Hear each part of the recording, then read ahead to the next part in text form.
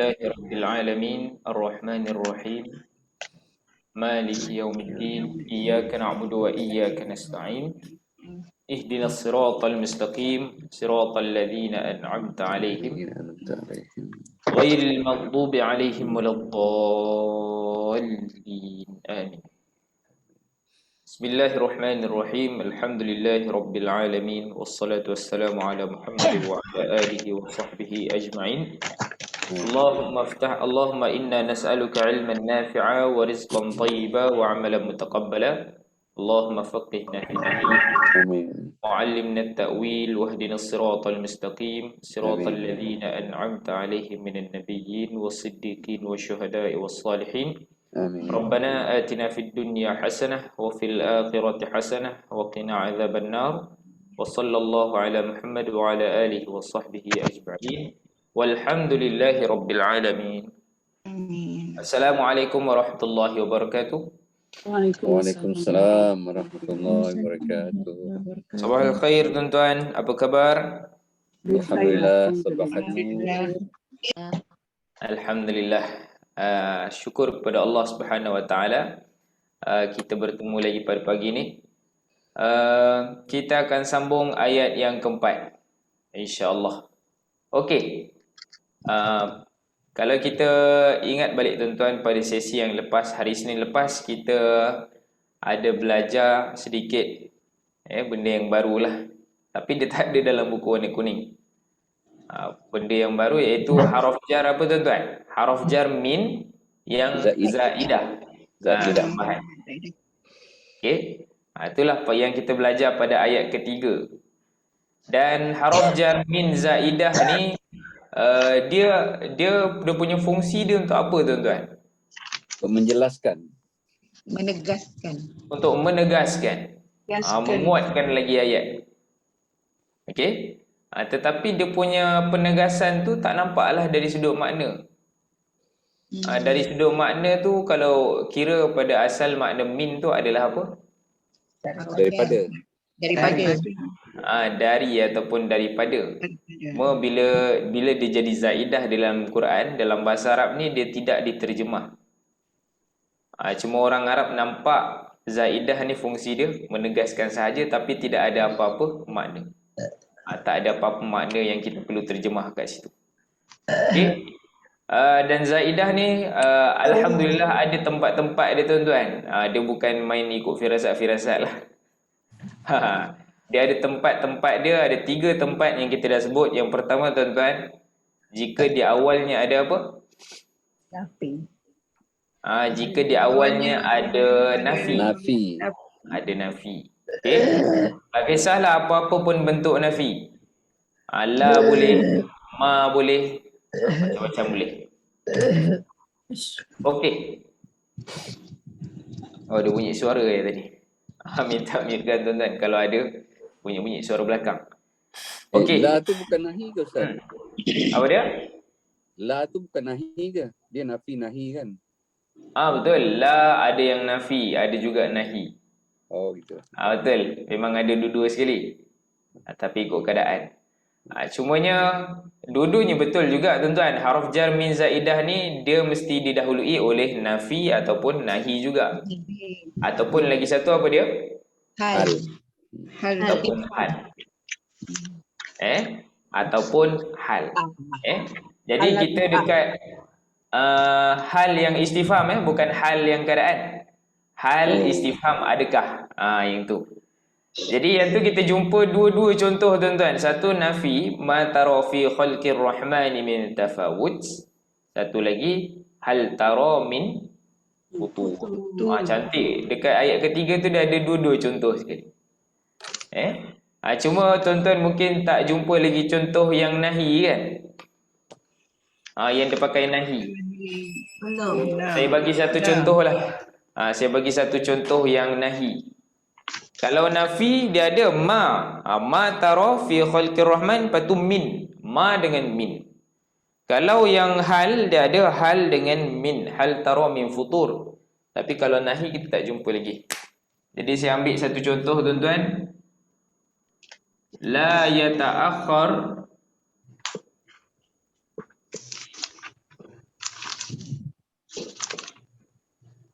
La yata'akhkhar minkum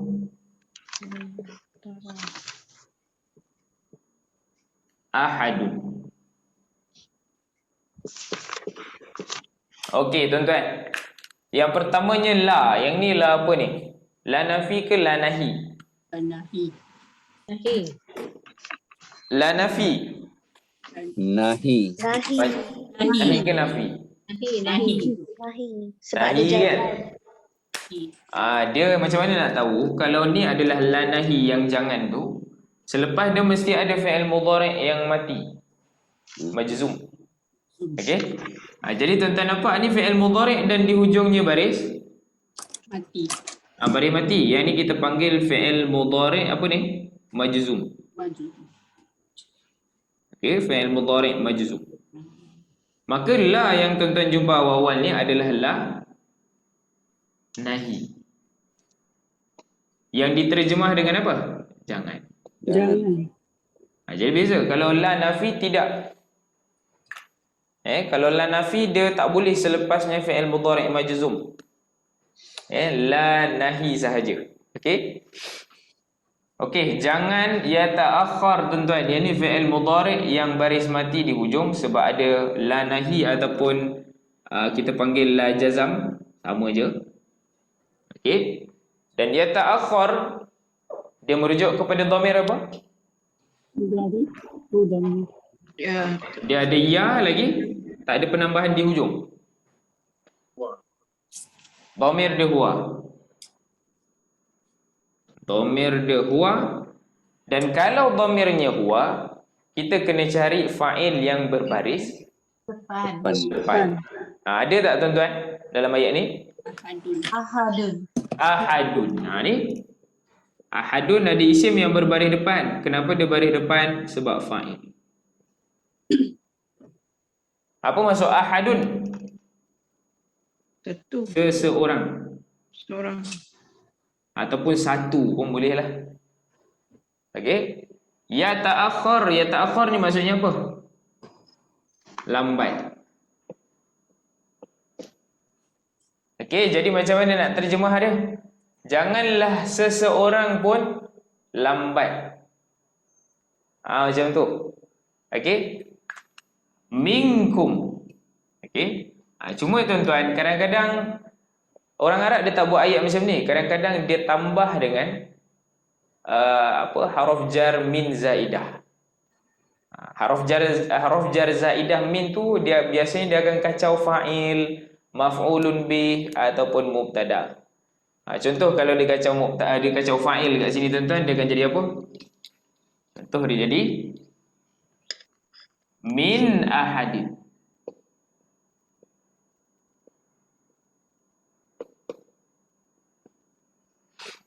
Okey.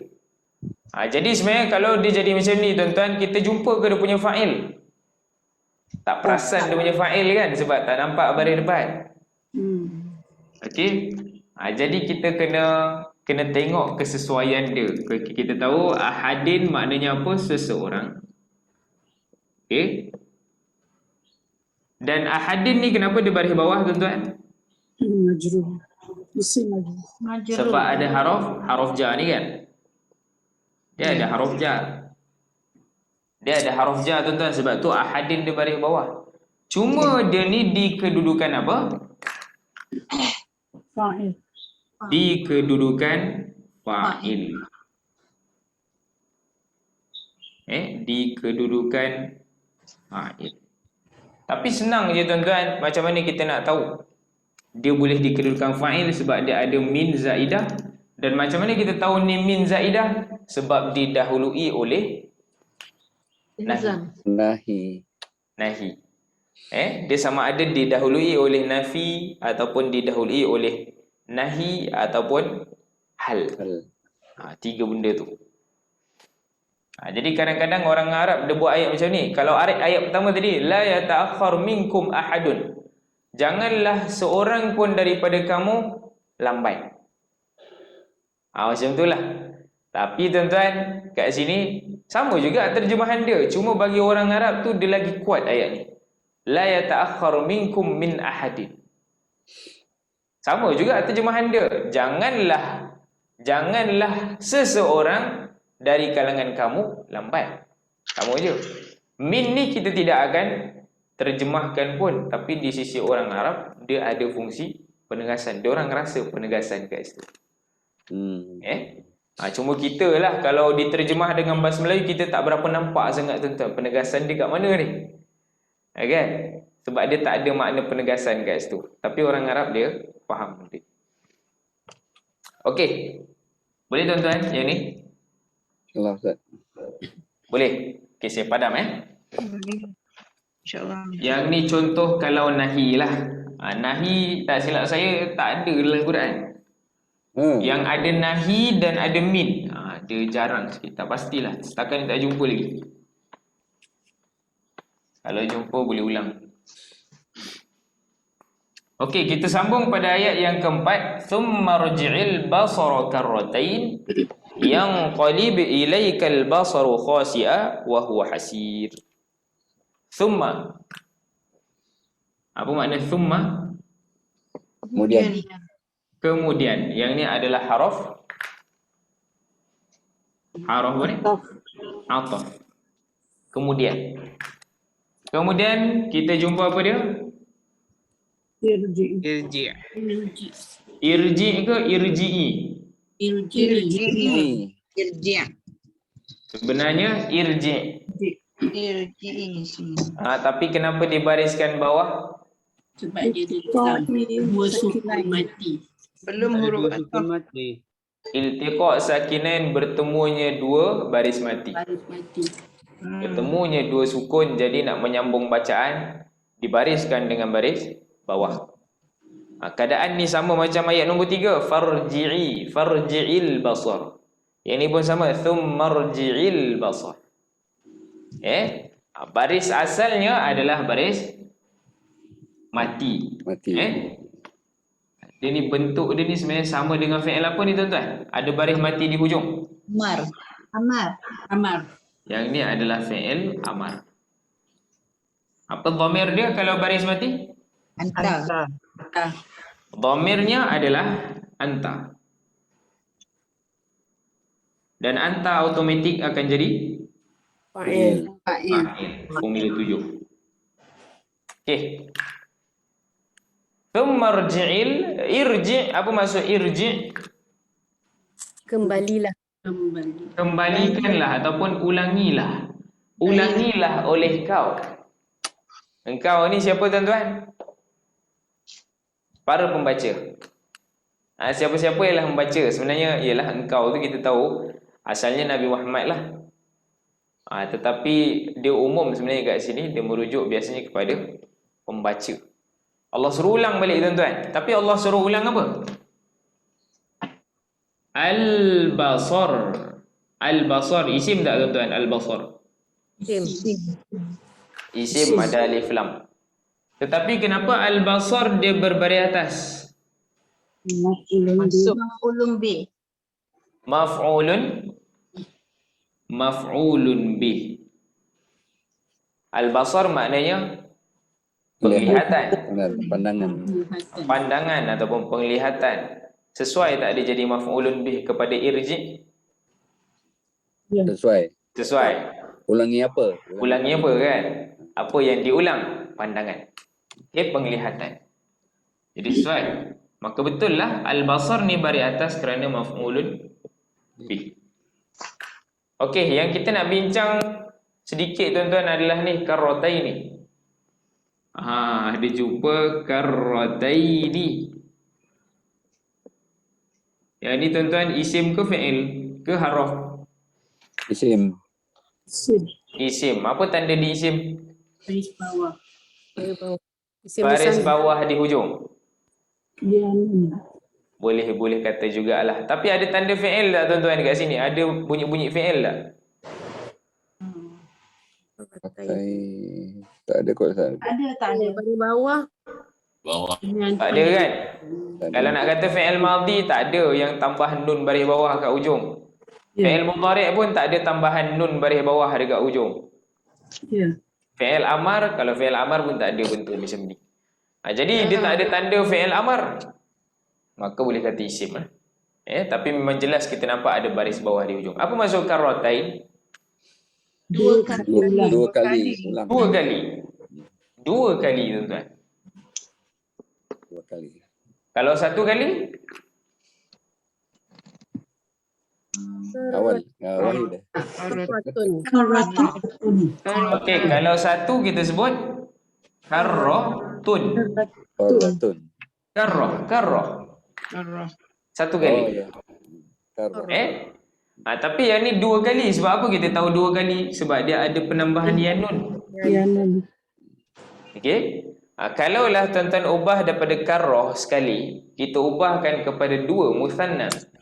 Dia punya sebutan ada dua pilihan. Apa dia? Karatani. Satunya karratani. Satu lagi Karratain. karrataini. Karrataini. Jadi tuan-tuan ada dua pilihan. Tapi satu pakai alif, satu pakai ya. Kenapa kat sini pakai ya? Kenapa dia tak pakai karratani? Untuk baris atas dan bawah. Sebab ya. Kalau karratani yang pakai alif, dia merujuk kepada baris apa? Marfu. Baris marfu' depan. Dia punya pembeza dia adalah pada huruf, bukan di hujung Sebab hujung nun baris bawah sama. Jadi kita kena tengok huruf dia yang beza. Satu pakai alif, kalau pakai alif dia merujuk kepada baris marfu', baris depan. Jadi kita akan bincanglah apa sebab baris depan. Okey, tapi kalau karrataini dia merujuk kepada baris apa? Atas bawah. Mansub ataupun majrur. Mansub atas ataupun majrur bawah. Tapi persoalan dia kat sini bawah ke atas? Atas. Ada. Maklum yang kedua ke Ustaz? Okey, kita nak bincang bawah ke atas dulu. Kalau bawah tuan-tuan, ada sebab tak baris bawah kat sini? Ada sebab. Di Tak ada sini. sebab. Sebab. Okey. Kita setuju memang tak ada sebab tuan-tuan kan? Tak ada huruf jar. Nak kata karratain mudhafun ilaih boleh tak? Boleh. Tak boleh. Contoh kalau al-basar mudhaf, karratain mudhafu ilaih. Tak boleh sebab al-basar dia ada alif lam. Islam. Kan? Okey, jadi dia bukan sebab baris bawah. Kat sini karratain dia pakai ya dan dia menunjukkan kepada baris atas. Atas.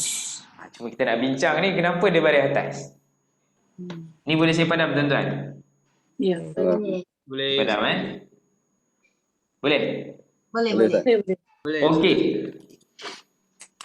Karratain kita tahu kedudukan dia kat sini adalah sebenarnya baris mansub atas. Tetapi kenapa baris atas? Ni ada perbahasan baru sedikit tuan-tuan. Okey. Kalau kita nak faham dengan ringkas, dalam formula diagram Birubi dia ada sebut. Cuba tuan-tuan tengok formula nombor 30. 30. Nombor 30. Dia formula hujung-hujung ni mungkin jarang sikit lah. Perkataan apa? Marrotan, karrotan, tarotan. Dia akan jadi apa tu? Maf'ulun mutlak.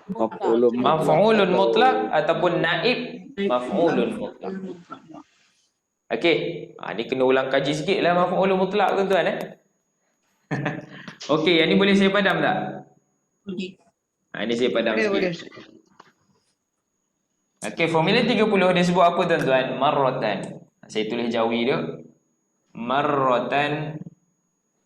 Apa lagi? Karratan dengan tarotan. Tarotan. Apa makna semua ni? Semua makna dia sama. Sekali. Okey, semua makna dia sekali.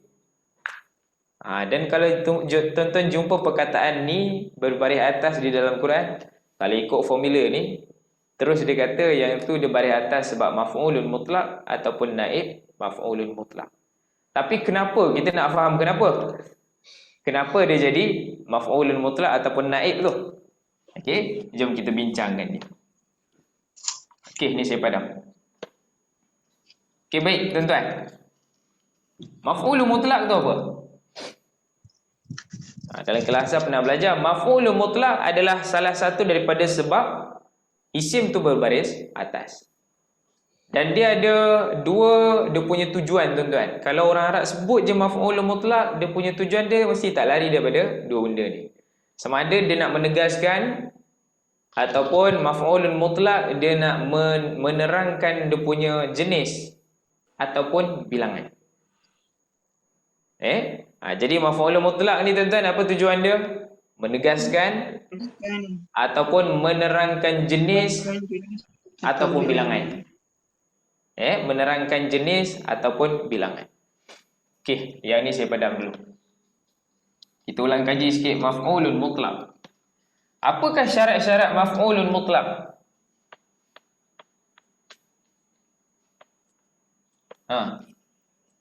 Tak ingat.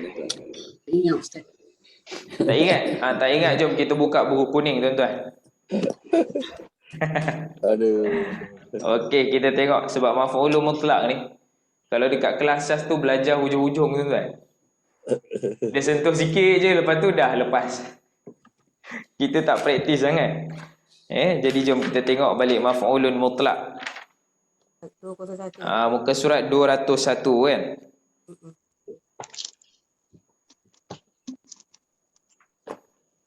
Apa dia punya penerangan tuan-tuan?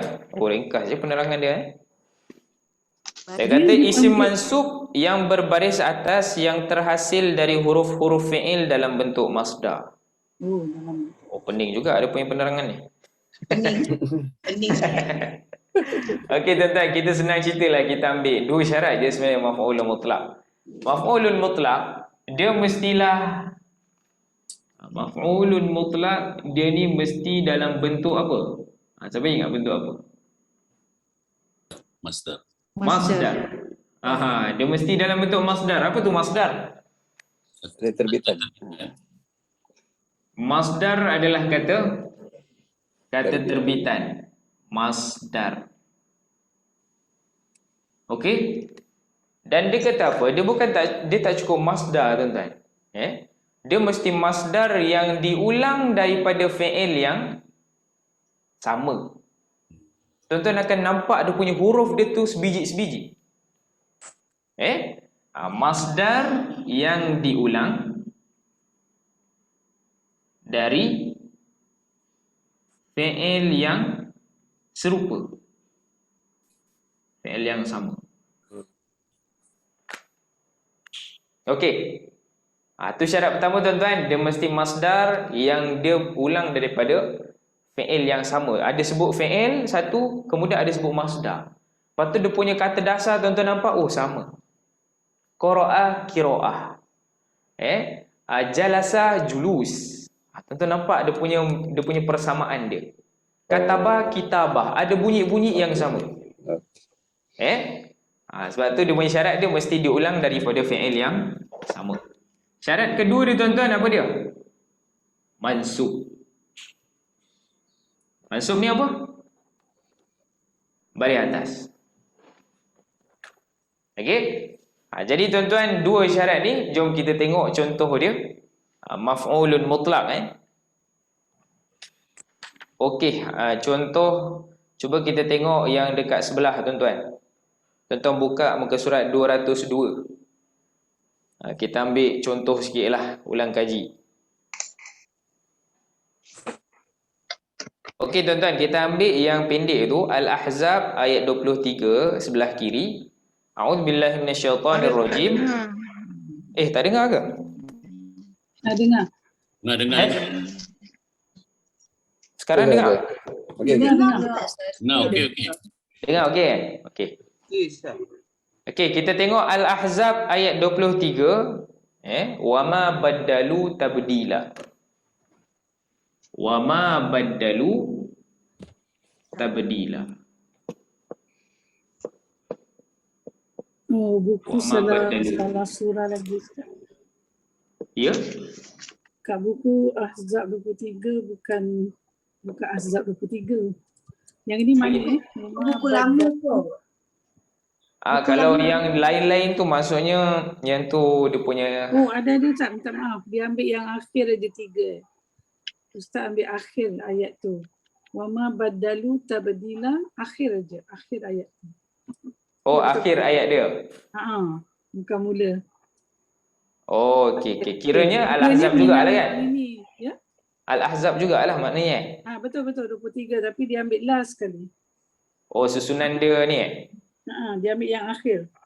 Oh, tu mungkin lama. buku lama kot. Buku lama. Buku lama dia susunan, tapi contoh dia sama kadang-kadang dia terlari sikit. Antik sebenarnya. Okey, kita tengok tuan-tuan. Wama baddalu. Wama baddalu. Waw ni adalah waw apa ni?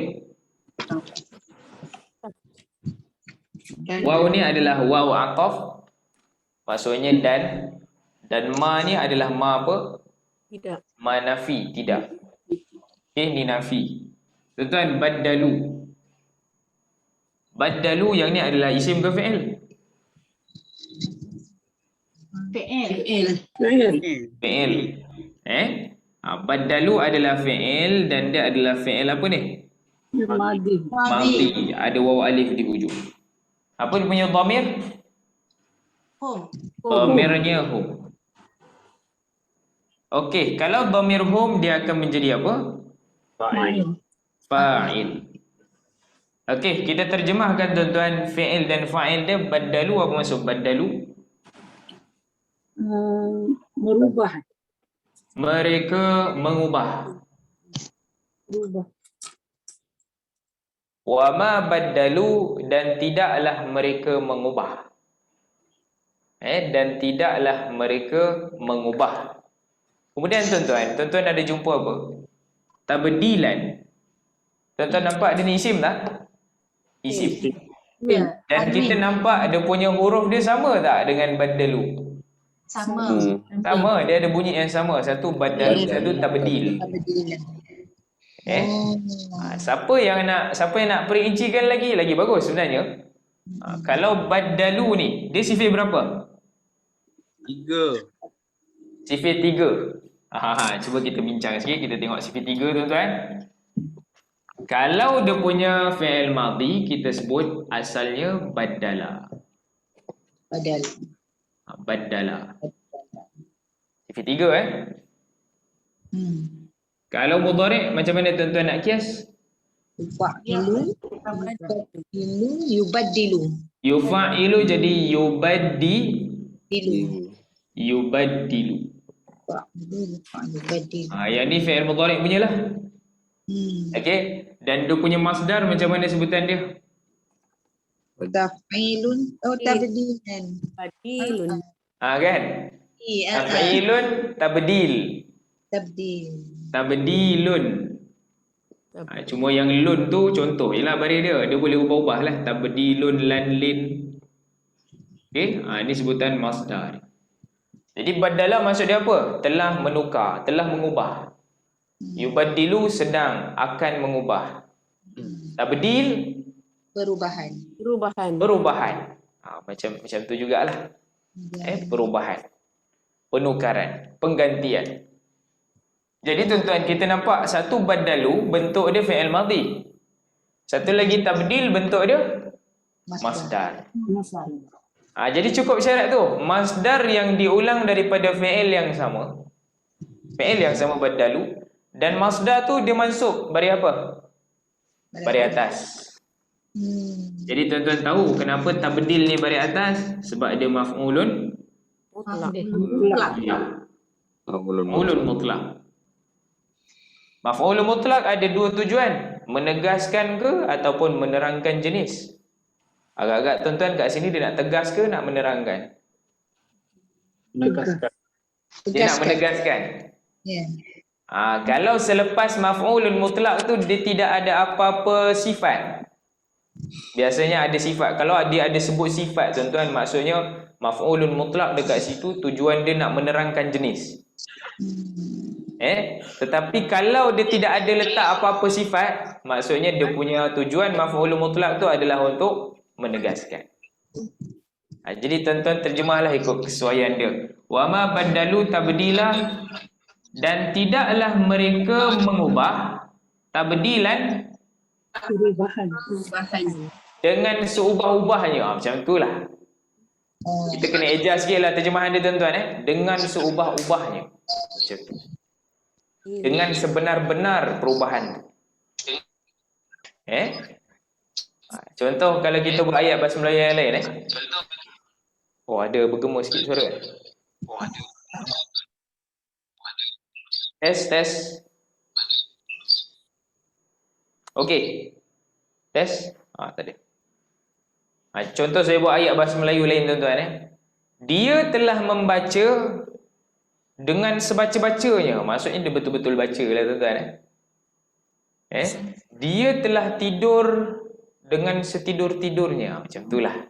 Maf'ul mutlak punya cara terjemahan. Kalau ikut laras bahasa Melayu, dia kena adjust sikit lah. Kena tune sikit tuan-tuan. Kalau kita ambil perubahan tadi ataupun penggantian, penukaran, dia macam tak sedap. Dan tidaklah mereka telah mengubah perubahan. Mengubah perubahan. Macam pelik tuan-tuan. Macam tak berapa sedap. Jadi kena tune sikit pada bahagian terjemahan dia. Okey. Contoh cuba tuan-tuan tengok yang dekat. Ni kita biasa jumpa dekat buku-buku tajwid tuan-tuan. Muka surat 201 yang belakang dia tadi. Warattilil Qur'ana tartila. Rotil. Apa maksud rotil? Rotil maksudnya bacalah. Okay.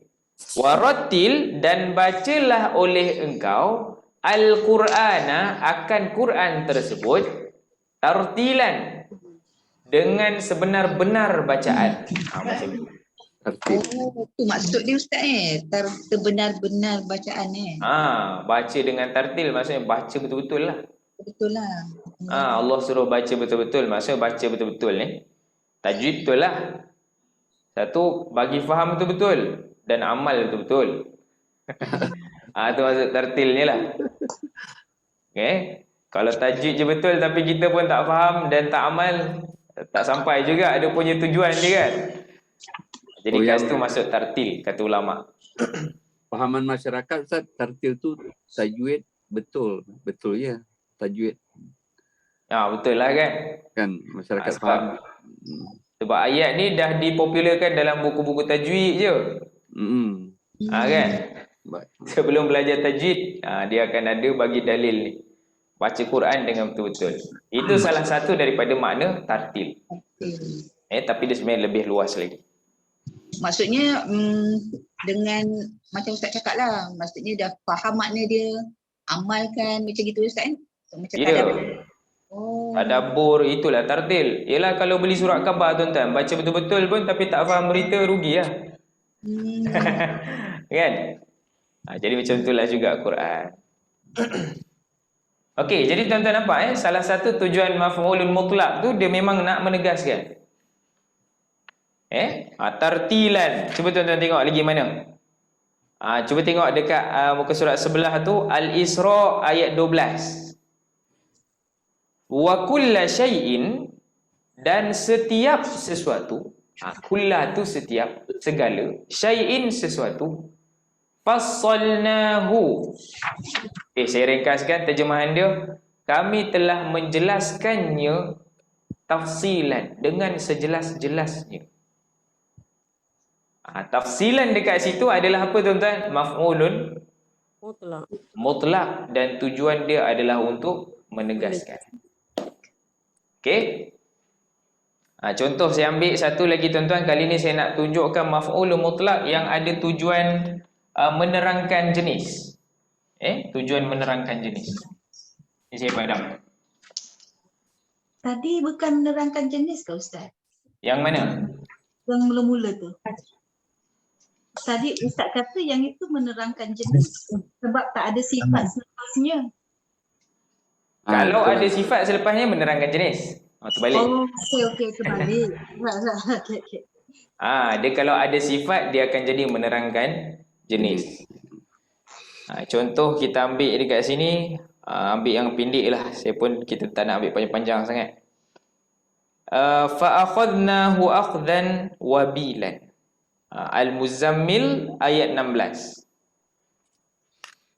Fa'akhadnahu. Ni boleh tak saya padam? Boleh. Saya padam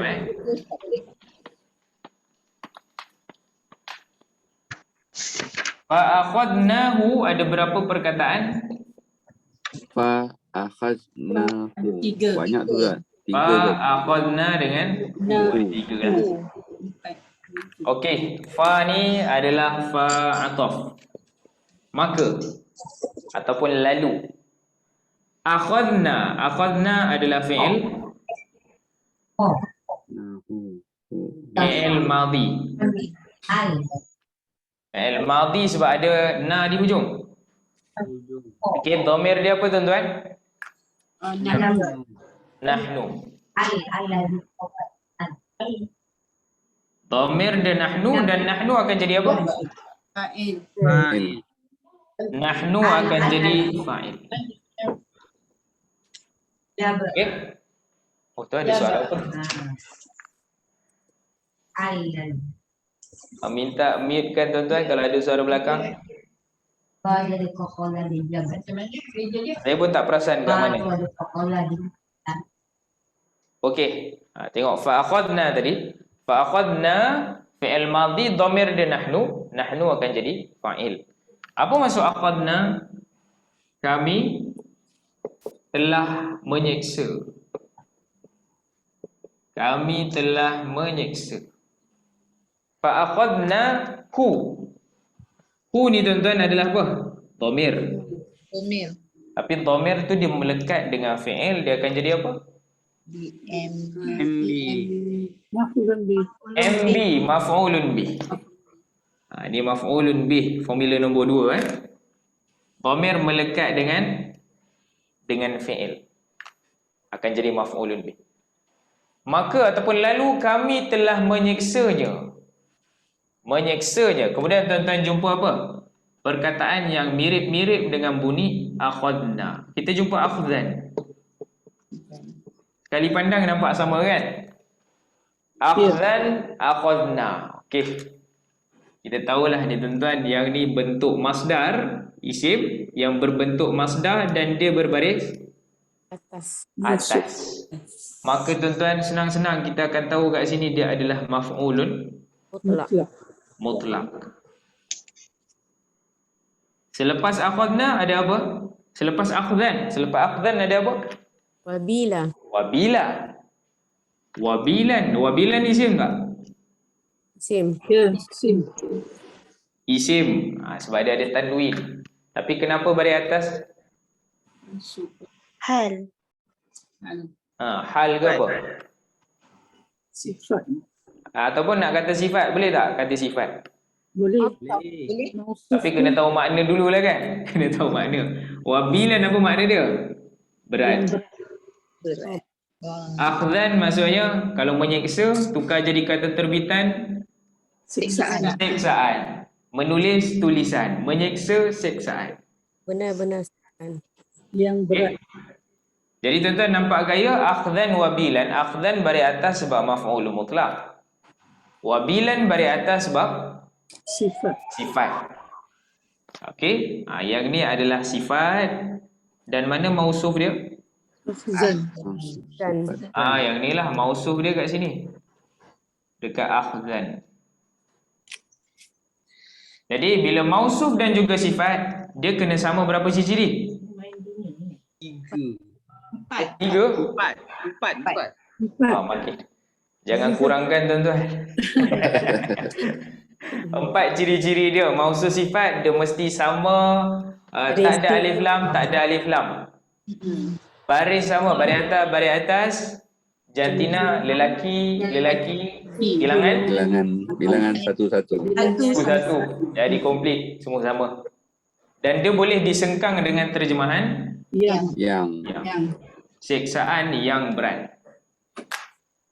Jadi tuan-tuan, ni maf'ul mutlak. Cumanya kali ni tujuan dia menerangkan jenis. Sebab dia sebut sifat dekat situ. Seksaan yang macam mana? Seksaan yang ringan ke, yang sekejap ke, yang berat? Seksaan yang berat. Fa'akhadnahu akhdhan wabilan. Yang ni kat sini tuan-tuan, kisah siapa ni? Tak silap saya ni Fir'aun Sebab dalam surah Al-Muzammil ada sebut tentang Fir'aun, maka Allah katakan, maka kami telah menyiksanya, iaitu si Fir'aun ni, dengan siksaan yang berat. Okey, selesai kita ulang kaji maf'ulul mutlaq. Kita kembali balik tuan-tuan kepada perbincangan karratain tadi. Okey? Boleh? Tuan-tuan tak ada soalan? Maf'ulul mutlaq. InsyaAllah. Padam Dan 4 syarat tadi, baris atas, sama jenis, sama bilangan. Satu lagi apa? Jantina. Oh, jantina. Jantina, bilangan, baris hujung dengan alif lam ataupun tak ada alif lam. Oh, alif lam ya. Okey. Okey, mausul sifat. Tuan-tuan boleh tengoklah dekat ayat tu pun banyak tu contoh-contoh dia.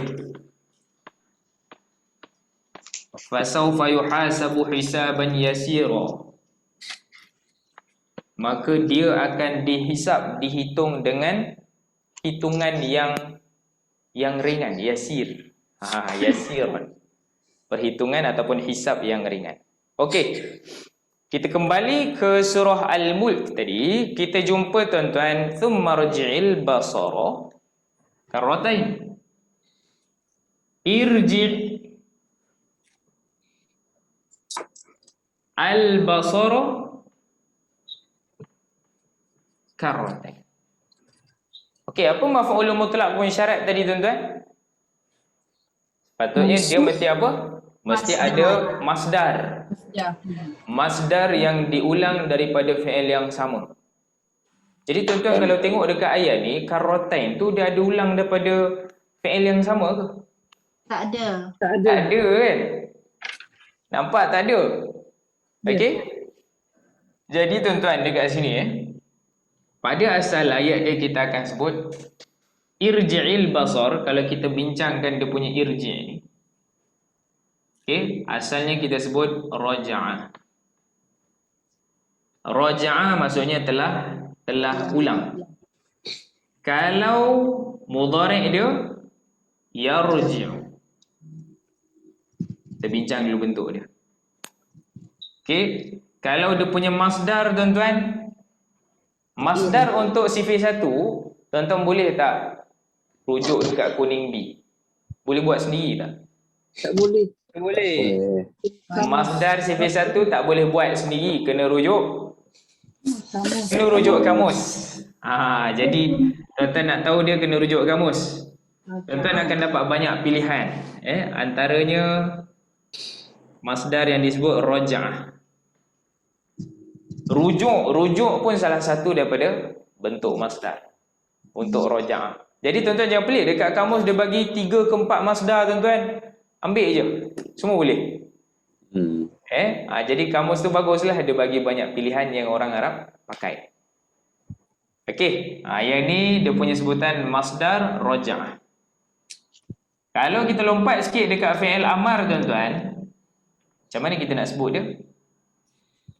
Yang ni sifir 1B. Fi'il amar 1B, macam mana nak sebut?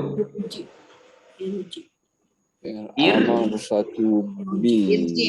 Irji. Sama macam ni lah tuan-tuan. Irji. Ada maf'ulul mutlaq mesti masdar yang diulang daripada mana-mana fi'il yang sama. Tak kisahlah fi'il madhi ke, mudhari' boleh, ataupun fi'il amar. Asalkan dia punya fi'il dia sama. Okey. Kalaulah ayat dalam surah Al-Mulk ni tuan-tuan, dia bagi dalam bentuk masdar raja'ah.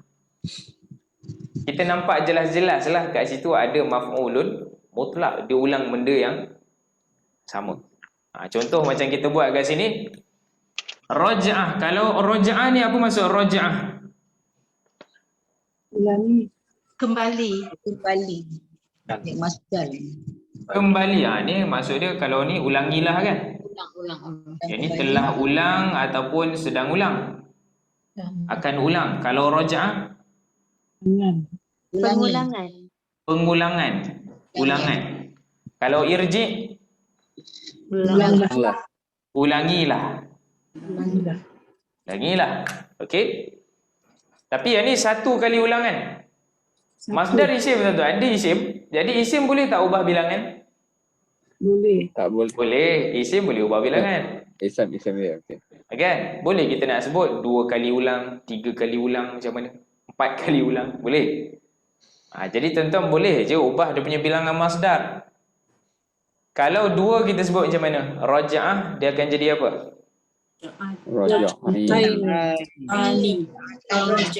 Raja'atani. Satu lagi?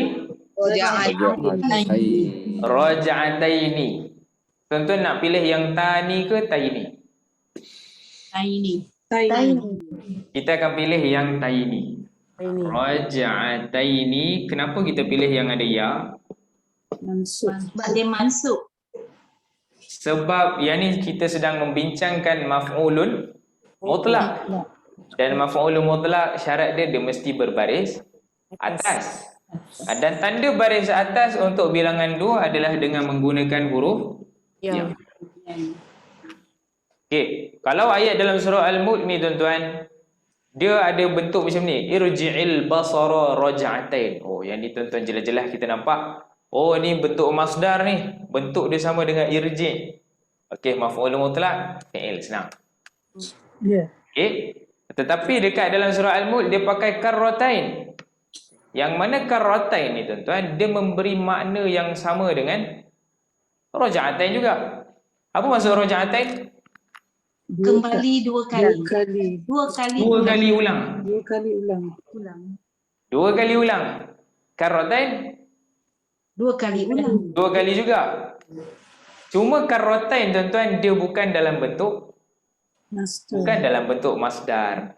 Jadi kat sini tuan-tuan kita boleh kata karratain tu, sebab tu dalam formula 30 tu dia kata karratan, marratan, taratan semua tu boleh jadi naib maf'ulun mutlak. Naib ni apa maksud naib?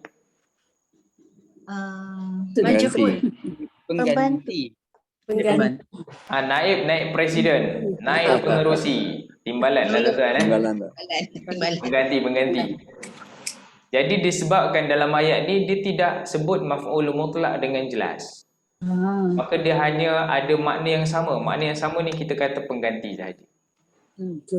Sebab tu dia datang istilah naib tu, pengganti. Dia bukan bentuk daripada bentuk fi'il yang sama, cuma dia ada makna yang sama. Makna karratain dengan raja'atain sama sahaja. Okey, saya nak padam bahagian bentuk ni boleh tak tuan-tuan? Boleh. Saya padam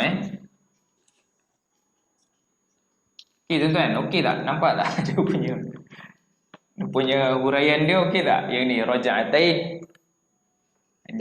Dia formula 30 dia sebut ni lah, dia ada 2 pilihan Ada ulama yang berpendapat raja'atain karratain tu. Okey, kalau dalam ayat asalnya ni maf'ulun mutlak. Ni maf'ulun mutlak. Raja'atain, tapi dekat dalam surah Al-Mulk dia baca dengan karratain. Dan tuan-tuan tengok dekat formula 30 dia kata dia boleh jadi apa? Dia boleh jadi maf'ulun mutlak ataupun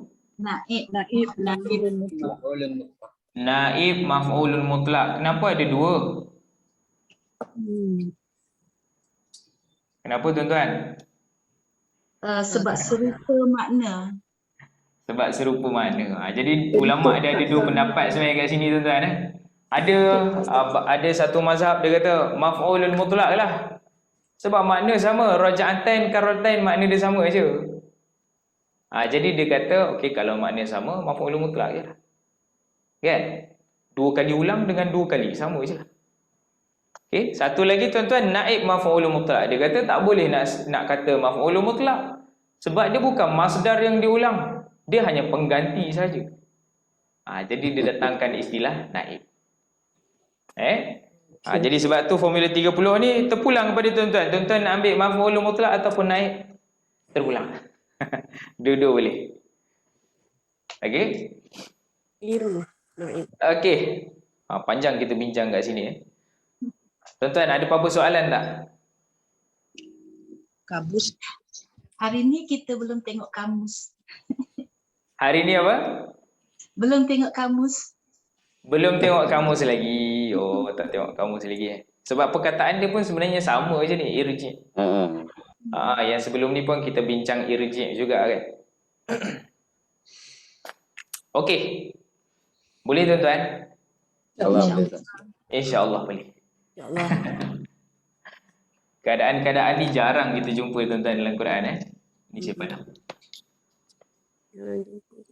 Okey, yang tadi saya menerangkan konsep dia sahaja.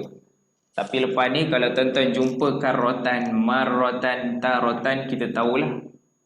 Iaitu maf'ulun mutlak ataupun naib maf'ulun mutlak. Banyak dalam Quran saya yang ni. Tak banyak pun. Tak banyak. Tak banyak. Kalau tuan-tuan ada apps Quran, tuan-tuan search lah marrotan, karrotan, tarotan. Rasanya berapa je keluar tu. Dia memang tak banyak pun. Tapi dia ada lah. Okey. Kita sambung tuan-tuan. Tsummarji'il basara karratain. Apa maknanya? Kemudian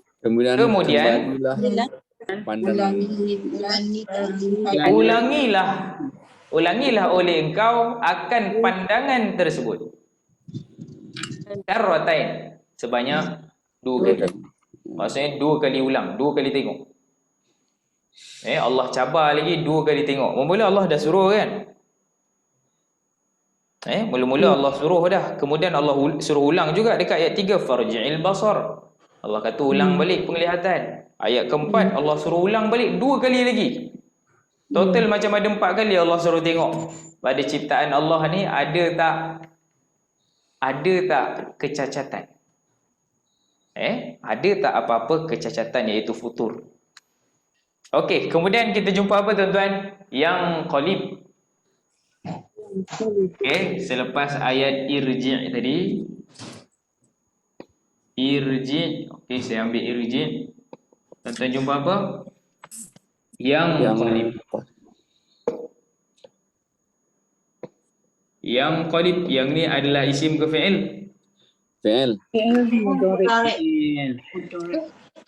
Fi'il mudhari'. Betul tak fi'il mudhari'? Sebab ada Anita. Ya. Tapi hujung dia baris apa ni? Baris sukun, baris mati. Baris mati. Jadi macam mana? Kita panggil dia apa tuan-tuan? Fi'il mudhari'? Majzum. Sebab dia ada baris sukun. Tapi apa punca dia majzum? Kenapa tiba-tiba dia mati? Tak tahu. Semua. Tak tahu. Tak ada harfu. Apa yang tuan-tuan tahu? Kalau mudhari' tu baris mati, apa punca dia? Yang tuan-tuan tahulah. Ada huruf-huruf jazam. Dia ada haruf jazam yang tu salah satu dia. Kalau tuan-tuan berjumpa dengan fi'il mudhari' majzum dia ada 2 punca sebenarnya. 2 punca fi'il mudhari' itu majzum. Apa maksud majzum? Mati.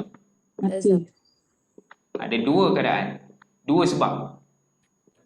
Yang pertama tuan-tuan, dekat dalam diagram warna pink B, jazam 1, jazam 2. Yang itulah punca dia. Jazam 1 dengan jazam 2. Apa maksud jazam? Mematikan. Dia ada fungsi mematikan. Dia boleh mematikan fi'il mudhari' selepas dia. Jadi tu jelas-jelas kalau nampak jazam. Tapi tuan-tuan, ada juga yang dia tu tak mati sebab jazam. Kalau tuan-tuan tengok dekat ayat ni ada tak jazam? Tak ada.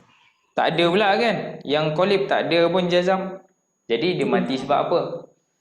Dia mati tuan-tuan sebab dia menjadi pelengkap kepada fi'il amar. Dia menjadi pelengkap kepada fi'il amar. Dalam bahasa Arab kita sebut tuan-tuan sebagai jawab. Jawab li fi'lil amri. li fi'lil amri.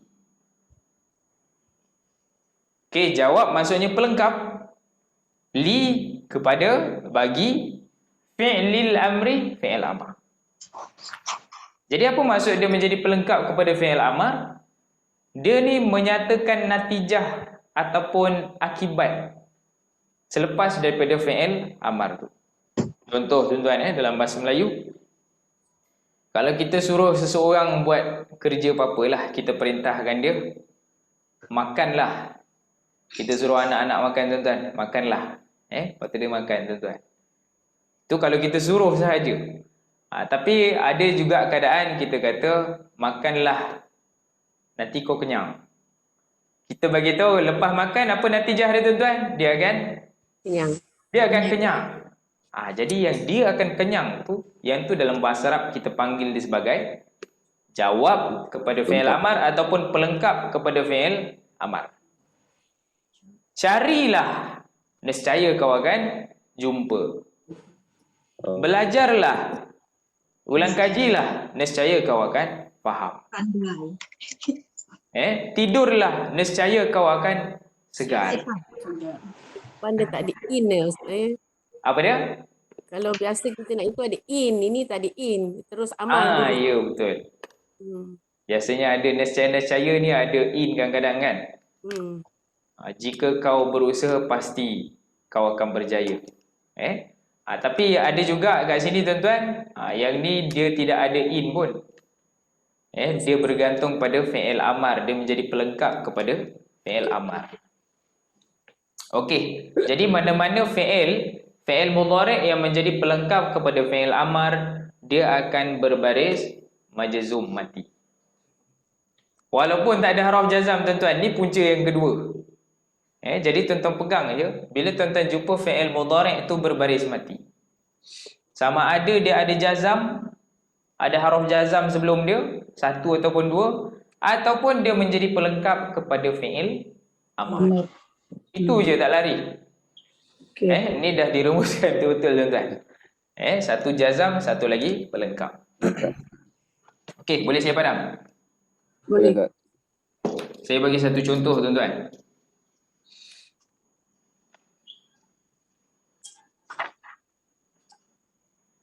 Contoh tuan-tuan, kita kata ulang kajilah, nescaya kau akan faham. Contoh macam tu ulang kajilah. Raji'. Raji' tafham. Ringkas je ayat dia. Raji' ini adalah fi'il apa? Amar. Fi'il amar, sebab dia baris mati kat ujung. Fi'il amar, siapa nak lagi yakin tuan-tuan, fi'il amar, tengok fi'il amar sifir berapa? Dia sama dengan bentuk sifir 4. Bila tuan-tuan kenal fi'il amar berdasarkan bentuk sifir dia, lagilah kita yakin yang tu fi'il amar.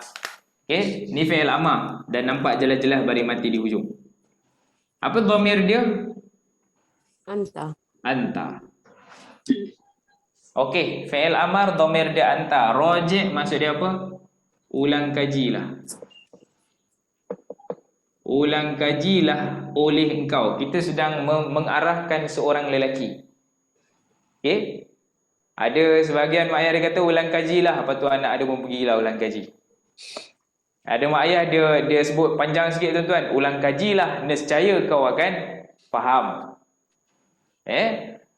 Jadi tuan-tuan, dia menyatakan sekali dia punya akibat dan natijah. Tafham kat sini. Tafham yang ni adalah fi'il apa? Mudhari'. Dan dia berbaris mati di hujung. Dia fi'il mudhari' sebab ada anita, tetapi dia berbaris mati di hujung, kita panggil fi'il mudhari' majzum. Tapi soalan dia, kenapa dia majzum? Nak kata jazam tak ada tuan-tuan, tak ada haruf jazam 1, 2 tu tak ada. Tapi kita boleh kata dia majzum sebab menjadi pelengkap kepada fi'il amar. Fi'il amar. Menjadi pelengkap kepada fi'il amar. Jadi dia akan beri mati. Apa maksud tafham? Faham. Kau akan faham. Ulang kajilah, nescaya kau akan faham. Tak boleh tambahlah nescaya tu. Ulang kajilah, nescaya kau akan faham. Tidurlah, nescaya kau akan segar. Berpuasalah, nescaya kau akan sihat. Semua yang selepas nescaya itu semua akan jadi fi'il mudhari' yang majzum mati. Okey. Boleh tuan-tuan? Kita dah pukul 9 Bahasa Dah Arab ni habis. cantik Ustaz. Apa dia? Bahasa Arab ni cantik. Ya, unik, halus. Okey, boleh tuan-tuan kat sini. Ada soalan tak? Boleh Ustaz, insyaAllah. Boleh InsyaAllah. Okey, ni saya padam. Kita ambil sikit dekat sinilah. Kita habiskan rangkap yang ni. Yang qalib ilaikal basar khasiyah. Okey, yang qalib, yang ni adalah fi'il mudhari' majzum dan puncanya kenapa dia mati? Sebab menjadi pelengkap kepada Fi'il amal. fi'il amar. Okey, selesai. Yang qalib, apa dhamir dia tuan-tuan? Huwa. Dhamir dia adalah huwa. Betul kan? Huwa. Apa maksud yang qalib? Kembali. Yang qalib kembali. Kembali. Okey, yang qalib maksudnya kembali. Kalau dhamir dia huwa, kita kena cari fa'il yang berbaris depan. Ada tak tuan-tuan? Basaru.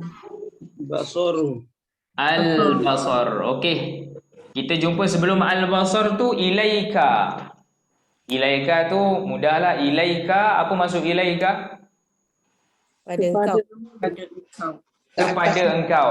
Duduk popular Ila maksudnya kepada, dan ka tu maksudnya engkau.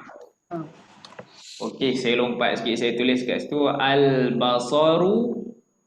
Dia ni adalah isim sebab ada alif lam, tetapi dia berbaris depan sebab Fa'il. huwa ni tuan-tuan perlu tak terjemah? Ya. Yang ni tak perlu terjemah. Nanti bertindak-tindak. Dia kembali kepada engkau penglihatan. Oh, pening kita terjemah macam tu lah Jadi buang saja terjemahan huwa. Khasi'an. Okey, kita ambil sampai khasi'an. Khasi'ah. Kalau waqaf kan. Isim tak tuan-tuan khasi'ah? Isim. Isim. Dia bertanwin. Okey, kita bincang baris. Kenapa isim ni baris atas? MD. Maf'ulun bih. Sesuai tak jadi maf'ulun bih? Hal Ustaz. Hal Ustaz. Hal. Boleh. Makna dia apa Ustaz? Khasi'an apa maksud khasi'an? Dalam keadaan Membingungkan. membingungkan. Keadaan bingung. Membingungkan. Ada lagi terjemahan lain? Membingungkan. Semua membingungkan Ya. Hampa Ustaz, hampa. Tunduk dan hina. Tunduk dan hina. Tunduk dan hina. Tu betul juga sebab saya jumpa yang tunduk hina boleh juga. Hampa pun boleh. Tunduk hina tak apalah, kita ambil membingungkan. Jadi tuan-tuan, kita nak bincang khasi'an ni betul ke dia jadi maf'ulun bih? Dia baris atas sebab maf'ulun bih ke? Tak, bukan. Kan? Kalau tuan-tuan tengok dia punya fi'il dia apa? Yang qalib. Yang qalib, fi'il dia makna dia kembali. Kalau kembali ni boleh ada maf'ulun bih ke? Cuba tuan-tuan cek, kita tanya soalan maf'ulun bih. Kembali, apa yang dikembali? Dia macam tak sesuai.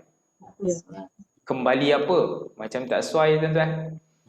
Kalau mengembalikan, yang tu boleh ada maf'ulun bih. Apa yang dikembalikan? Kan? Tapi kalau kembali, tak boleh ada maf'ulun bih, tak sesuai. Okey? Tapi kat sini daripada atas boleh tak kata hal? Boleh. Hal. Okey. Yang ini sebenarnya daripada atas sebab hal. Apa syarat-syarat bagi hal? Bagi atas. Mansub. Mansub. Hal dia mestilah mansub iaitu baris atas. Yang kedua? Selepas ayat yang Ayat yang lengkap. Yang kedua hal biasanya nakirah. Ambil syarat yang mudah dulu, nakirah. Maksudnya dia tidak ada alif lam. Yang ketiga tadi macam tuan-tuan kata selepas Ayat lengkap. ayat lengkap. Selepas ayatnya lengkap. Ayat dah lengkap ke? Yalah. Lengkap dah tuan-tuan sebab dah ada fi'il dan fa'il. Dah lengkap. Jumlah fi'iliyah tu fi'il fa'il. Ya. Okey. Jadi datanglah hal selepas itu. Hal ni dia punya tujuan pula adalah untuk menerangkan keadaan. Jadi walaupun dia cukup syarat dia ni tuan-tuan, tuan-tuan jangan lupa untuk cek dengan terjemahan. Maksudnya hal ni mesti boleh ditambah dengan terjemahan dalam keadaan. Boleh tak Zoy tak? Boleh. Boleh dalam keadaan membingungkan. Yang qalib ilaikal basar, nescaya akan kembali kepada engkau oleh penglihatan tersebut dalam keadaan membingungkan. Terpinga-pinga. Sebab tengok banyak kali, tengok 4 kali pun tuan-tuan tak ada apa-apa yang cacat. Semua cantik je. Kita tengok langit petang pun tuan-tuan tenang je kan rasa. Kan tengok awan semua cantik je. Jadi kalau kita nak cari kesalahan tu memang tak ada. Allah kata memang akan kembali pandangan tu dalam keadaan terpinga-pinga, membingungkan. Okey. Selesai Kita ambil sampai sini dahulu. Wa huwa hasir, insya-Allah kita akan sambung pada hari Jumaat dan ayat yang seterusnya lah. Okey. Padat Saya perasan setiap sesi tuan-tuan, setiap ayat yang kita lalu ada je benda baru Ya. Betul lah. Memang betul tuan-tuan surah Al-Mulk, muka surat pertama dia hampir keseluruhan ayat tu ada je benda baru. Tapi masuk nanti muka surat kedua dia dah ringan sikit, muka surat ketiga tu dia dah selesai banyak benda lah. Alhamdulillah. Okey. Tapi tuan-tuan jelas tak tuan-tuan? Jelas. Cuma ingat tak ingat je lah Ustaz. Jelas. Betul. Ingat dengan tak ingat je. Ingat tak ingat je lah kan. Apa kalau tak ingat tuan-tuan bagi tahu je, kita ulang lah sama-sama. Macam maf'ulun mutlak tadi. Macam saya tanya syarat macam tak terkeluar syarat tu. Jadi kita ulang lah tuan-tuan. Spotting. InsyaAllah. Okey. InsyaAllah kita bertemu, kita sambung lagi pada hari Jumaat. Ustaz. Ya. Nak tanya sikit Ustaz. Ya, ayat silakan. ni dia menjadi macam, maka ulangilah penglihatanmu. Lepas tu? Maka ulangilah penglihatan tersebut. Okey, kalau terjemah cara kitab tu lah. Kemudian ulangilah oleh engkau al-basar, akan penglihatan itu, karrataini, sebanyak 2 kali ulang. 2 kali ulang. Tengok 2 kali. Ya Allah suruh tengok ulang 2 kali pandangan tu, penglihatan. Yang qalib, nescaya ia akan kembali, nescaya akan kembali ilaika, kepadamu, al-basaru, oleh penglihatan itu, khasian, dalam keadaan membingungkan. Nescaya tu dari mana Ustaz? Nescaya tu macam mana kita datangkan nescaya bila tuan-tuan dapat tahu yang tu adalah pelengkap kepada fi'il amar. Macam tu lah. Macam contoh-contoh saya bagi tadi. Carilah, nescaya kau akan jumpa. Makanlah, nescaya kau akan kenyang. Jadi tu kita tambahkan sendirilah. Nak menyedapkan antara fi'il amar dan pelengkap fi'il amar tu. Sebab dalam Al-Quran saya dia bagi berkali-kali, bukan 2 kali. Oh, dia bagi berkali-kali. Oh, wallahu a'lam. Mungkin sesuai maksudnya memang Allah suruh ulang banyak kali pun tengok dalam surah Al-Mulk ni. Ganda. Kira pun dah 4 kali tuan-tuan Allah suruh ni. Tengok. Mungkin dia mudahkan terjemahan tapi dari sudut bahasanya kalau kita bincang tu ada yanun kan. Yanun maksudnya 2 kali je lah. Sana. Maksudnya kat situ lah. Terima kasih Ustaz. Sama-sama. Okey, insyaAllah kita sambung lagi tuan-tuan. Kita tangguhkan kelas dengan tasbih kifarah dan suratul Asr. Subhanakallahumma wa bihamdik asyhadu an la ilaha illa anta astaghfiruka wa atubu ilaik. Wal 'asr innal insana lafi khusr illa alladhina amanu wa 'amilus shalihat wa tawasaw bil haqqi wa tawasaw bis sabr. Wassalamualaikum warahmatullahi wabarakatuh. Waalaikumsalam.